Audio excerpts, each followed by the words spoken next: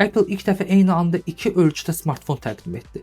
iPhone 6 4.7 düymlük ekran, iPhone 6 Plus isə 5.5 düymlük displey ilə və etiraf etmək lazımdır ki, dizayn doğrudan da uğurlu alınmışdı. Tam alüminium korpus, home düyməsində barmaq izi skaneri, kamerada optik stabilləşmə, yaddaşın 128 GB-a qədər artırılması, bütün bunlar bazarı sözün əsl mənasında partlatdı. Apple nəhayət böyük ekranlara keçdi və bunu elə etdi ki, hamı birdən-birə susdu.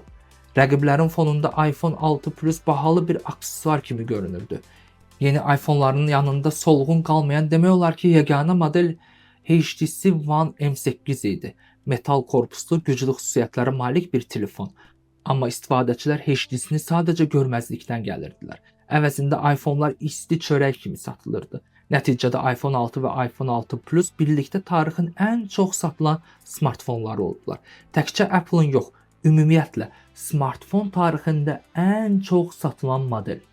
Dünənə qədər 4 düym ideal ölçüdür deyənlərin hamısı bugün böyük 6 Plus üçün növbəyə dururdu. Çünki obyektiv olaraq daha rahat idi. Yeri gəlmişkən 6 Plusun da öz qalmaqalı vardı, Bandgate. Yəqin ki, iPhone tarixində ən məşhur qalmaqal. Telefon o qədər nazik idi ki, arxa cibdə oturanda əyilə bilirdi. Amma bu da 6-cı seriyanın yolunu kəsmədi. Əksinə, tarixin ən populyar iPhone olmasına mane olmadı. Ümumilikdə 222 milyon ədəd iPhone 6 və iPhone 6 Plus satıldı. Bir maraqlı detal da var. Apple Pay xidməti dünyada ilk dəfə məhz iPhone 6 ilə ortaya çıxdı. Yəni telefonla mağazada önəliş etmək məhz buradan başladı.